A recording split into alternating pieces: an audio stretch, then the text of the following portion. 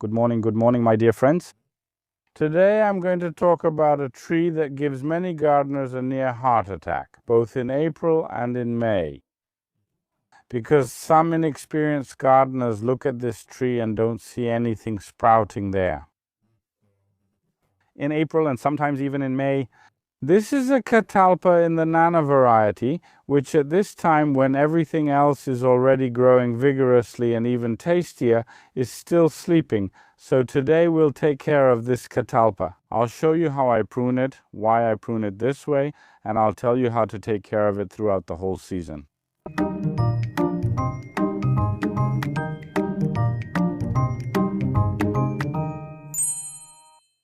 Already equipped with the right tools, and you really need to have good quality tools to prune this Catalpa. In a moment, I'll get started to show you how to do it and how to take care of the Catalpa so that it has a beautiful big green umbrella shape. But before that, I encourage you to subscribe to the channel if you haven't already, because once again the statistics show that you watch, but you seem to be shy to click subscribe and shy to click the bell to get notifications about new videos.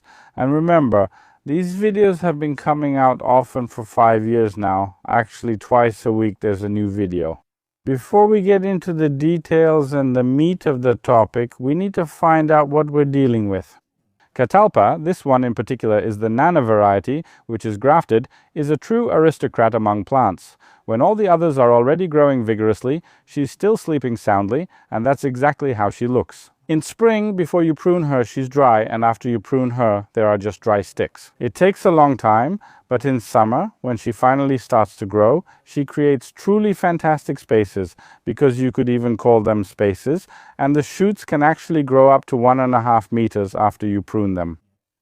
So that's something you need to take into account if you want to introduce her into your garden. A lot of space is needed for her crown to spread out. How do you properly prune a Catalpa? First, we need to start by removing all the broken branches, the ones that are clearly dried out. And how can you tell by its flexibility? If you just grab it and try to bend it slightly, it will simply break. Because the Catalpa is a very brittle tree, it's immediately obvious. So first we cut out all the ones that are broken and dry, and we also cut out the small ones, basically right here at the base. The ones that are thinner, not even as thick as a pencil, probably thinner than a finger, we basically cut those out.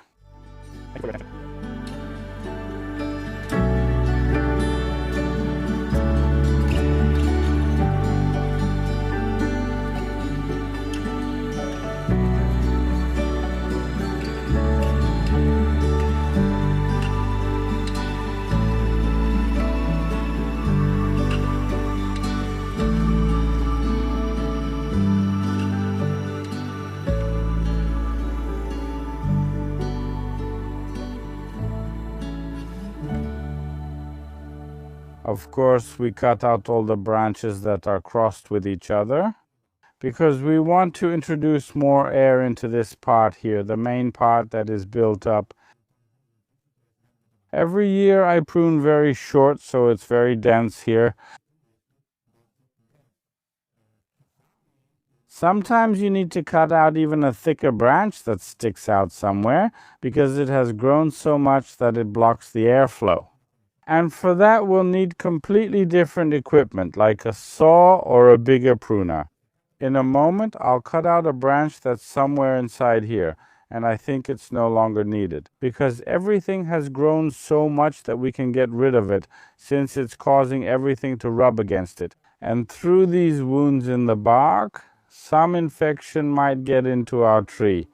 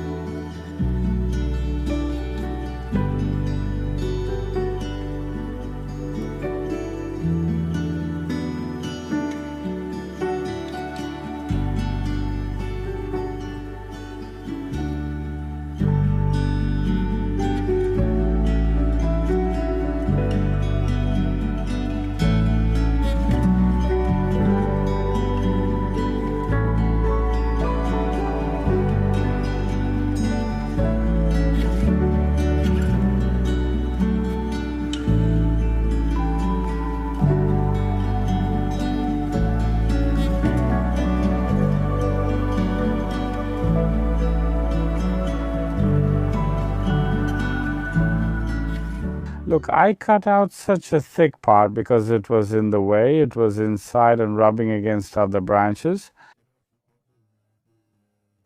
But here you can see exactly how I pruned my Catalpa every year. Look, leaving basically just 1 or 2 buds each time. I trimmed it, and this shape grew a lot. The last cut was here, and look, the bud just below the cut produced such long shoots. And that's exactly what you need to do with a Catalpa because it's very brittle, so you have to cut it short and firmly. It will manage to produce new beautiful shoots with leaves. And if we leave it like that for a long time, it may turn out that during stronger winds, the resistance area with those leaves will be so large that it will simply break off the whole part, because it's a very brittle tree and it will break off and will actually lose half the crown. To prevent this, we prune such a Catalpa properly, so I'm going to start cutting because, as you can see, it takes a lot of time and precision. Remember, we cut by 1 or 2 buds, usually leaving a centimeter above the bud, and we thin out everything that's left inside.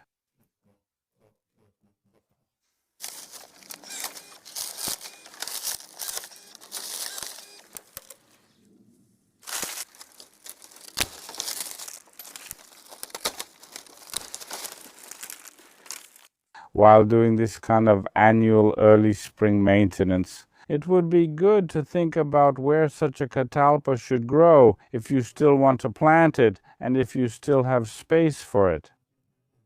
Catalpa really likes the sun. It also doesn't like too much moisture in the soil, but it also doesn't like places that are too dry, so moderately, just like most plants.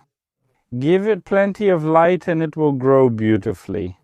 You should also consider planting it somewhere where there aren't strong winds because, as I mentioned, it's fragile and can break. And what about frost resistance? Generally, in Polish conditions, this Nana variety is basically fully frost resistant, but it won't hurt to protect it, for example, during the first 2 or 3 years. Cover it a little for the winter with some white agrotextile.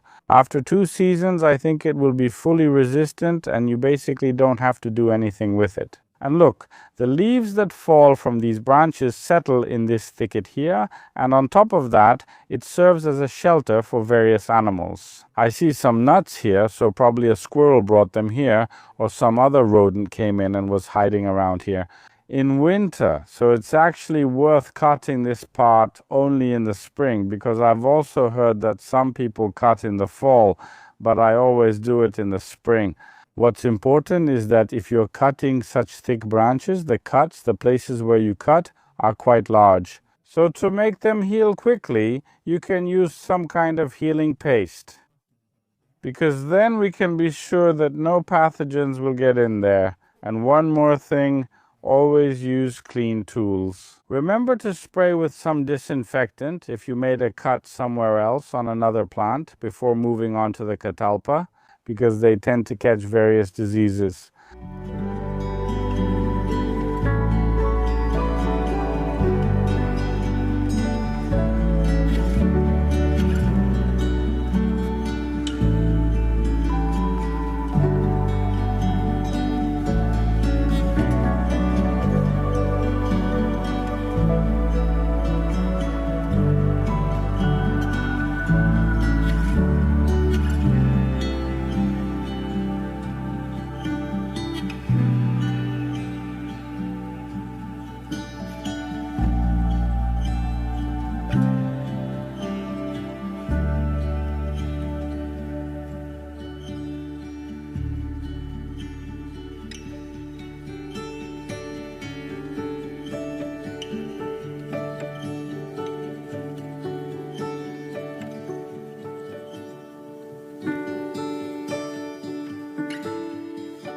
Done. My friends, with the feeling of a job well done, I can say that I have a beautiful tree in my garden, right?